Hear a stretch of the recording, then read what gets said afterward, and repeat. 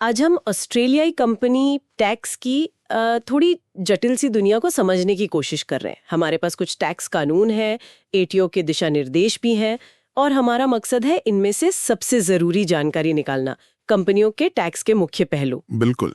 और हम देखेंगे कि टैक्स की नज़र से कंपनी आखिर है क्या, कौन से खास नियम है जिन पर ध्यान देना चाहिए, और ये कंप्लायंस मतलब टैक्स भरने वगैरह के पहलू।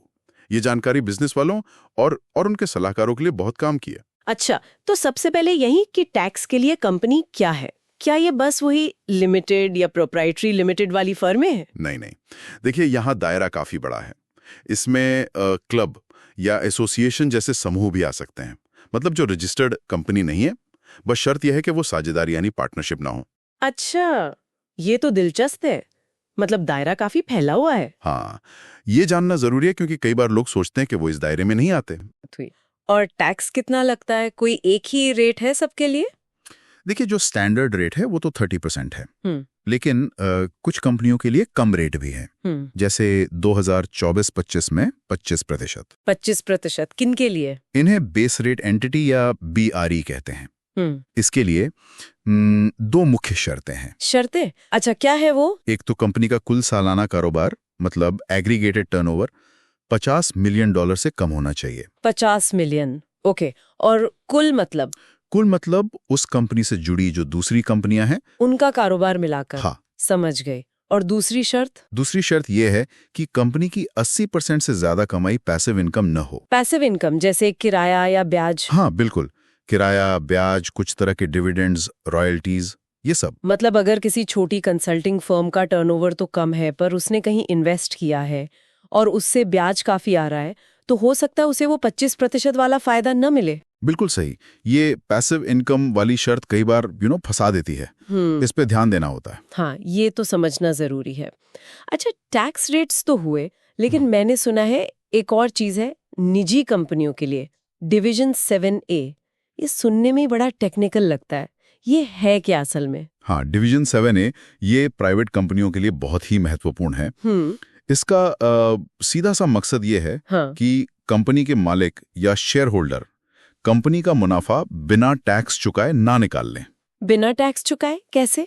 जैसे मान लीजिए उन्होंने कंपनी से लोन ले लिया, या कंपनी ने उनका कोई पर्सनल खर्चा उठा लिया, या कोई कर्ज माफ कर दिया। अच्छा, तो डिवीजन 7A कहता है कि ऐसे पेमेंट्स या लोन्स को शेयर होल्डर का डिविडेंड माना जा सकता है। डिविडेंड? ओ, मतलब उस पर शेयर होल्डर को अपनी इनकम टैक्स रिटर्न में टैक्स देना होगा। जी हाँ, बिल्कुल, बशर्ते कंपनी के पास बांटने लायक मुनाफा हो, जिसे डिस्ट्रीब्यूटेबल सरप्लस कहते हैं। तो अगर किसी ने मान लीजिए अपनी छोटी कंपनी से घर खरीदने के लिए पैसे उधार लिए बिना किसी लिखा पढ़ी के, तो मुश्किल में आ सकते हैं। हाँ बिल्कुल, इससे बचने का तरीका है लोन का एक प्रॉपर लिखित अग्रीमेंट होना चाहिए।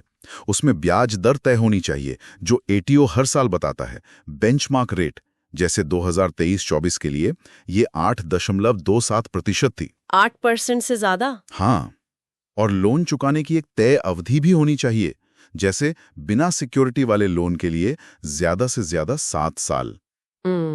और अगर ये सब नहीं किया और अनजाने में गलती हो गई, फिर कोई रास्ता है? देखिए, कानून में कमिश्नर के पास थोड़ी गुंजाइश है।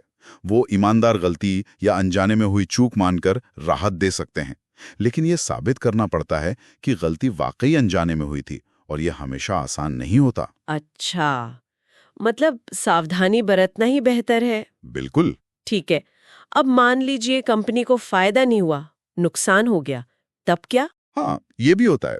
अगर कंपनी को टैक्स में घाटा होता है तो वो उसे बेकार नहीं जाने देती, वो उसे आगे ले जा सकती है। मतलब आने वाले सालों में जब मुनाफा होगा तो उस मुनाफे से ये घाटा कम कर सकती है, टैक्स बचाने के लिए। अच्छा, ये तो अच्छी बात है, लेकिन क्या ये हमेशा कर सकते हैं? कोई शर्तें हैं इसकी? हाँ, शर्तें हैं।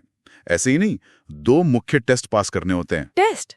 कैसी टेस्ट? पहला है कंटिन्यूटी ऑफ ओनरशिप टेस्ट, जिसे COT कहते हैं। इसमें देखा जाता है कि क्या वोटिंग, डिविडेंड और पूंजी के अधिकार वाले 50% से ज्यादा शेयर उन्हीं लोगों के पास है जो घाटा होने के समय थे। ओह, मतलब अगर मालिक बदल गए तो शायद ये टेस्ट फेल हो जाए। हाँ बिल्कुल, अगर ओनरशिप में बड़ा बदलाव आया तो COT फेल हो सकता है।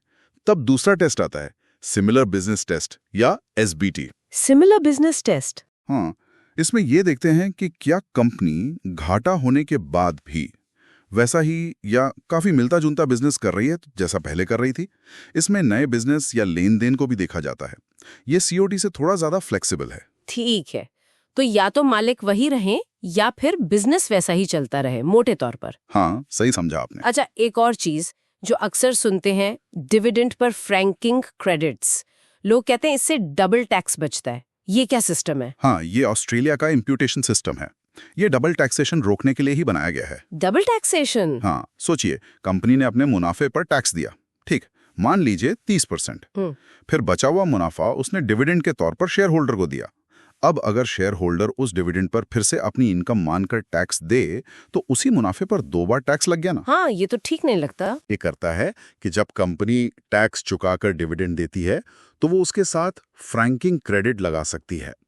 ये क्रेडिट दिखाता है कि कंपनी ने इस पैसे पर कितना टैक्स पहले ही भर दिया है। अच्छा, तो शेयर होल्डर का क्या फायदा? शेयर होल्डर अपनी इनकम में डिविडेंड और वो फ्रैंकिंग क्रेडिट दोनों को जोड़ता है। फिर जो उसका कुल टैक्स बनता है, उसमें से वो फ्रैंकिंग क्रेडिट की रकम घटा सकता है। मतलब कंपनी ने जो टैक्स भरा, उसका क्रेडिट शेयर होल्डर को मिल जाता है, एक तरह से। वाह, ये तो काफी अच्छा सिस्टम लगता है शेयर होल्डर्स के लिए। हाँ, ये कंपनी टैक्स और पर्सनल टैक्स को जोड़ने का एक तरीका है। समझ गई। आखिर में ये सब नियम कानून मानने के लिए कंपनियों को असल में करना क्या होता है, मतलब रूटीन में? देखिए, सबसे जरूरी है सालाना इनकम टैक्स रिटर्न फाइल करना। जिनकी बैलेंस डेट 30 जून होती है, उनके लिए आमतौर पर आखिरी तारीख 31 अक्टूबर होती है। हालांकि ये एजेंट के जरिए फाइल करने पर बदल भी सकती है। ओके, रिटर्न फाइल करना और उन्हें साल भर एडवांस टैक्स भी चुकाना होता है। इसे PAYG कहते हैं, पे एज यू गो किश्तें। ये आमतौर पर तिमाही होती हैं, पर बड़ी कंपनियों के लिए मासिक भी हो सकती हैं। PAYG किश्तें, ठीक है। और सबसे जरूरी चीज, रिकॉर्ड रखना। हर चीज का सही रिकॉर्ड रखना बहुत जरूरी है। खासकर डिवीजन 7A के लोन्स, घाटे को आगे ले जाने वाले टेस्ट्स, इन सब के लिए आमतौर पर 5 साल तक रिकॉर्ड रखने पड़ते हैं। 5 साल? बिना रिकॉर्ड्स के तो कुछ साबित करना ही मुश्किल होगा। बिल्कुल, ATO कभी भी मांग सकता है। तो कुल मिलाके हमने आज काफी कुछ समझा। टैक्स के लिए कंपनी का मतलब सिर्फ रजिस्टर्ड कंपनी नहीं है। टैक्स रेट 30% या 25% हो सकता है कुछ शर्तों के साथ। निजी कंपनियों के लिए डिवीजन 7A बहुत अहम है, खासकर लोन और पेमेंट्स पर। घाटे को आगे ले जाने के लिए ओनरशिप या बिजनेस टेस्ट पास करना होता है, और फ्रैंकिंग क्रेडिट डबल टैक्सेशन रोकने का तरीका है। हाँ, बिल्कुल सही सारांश है।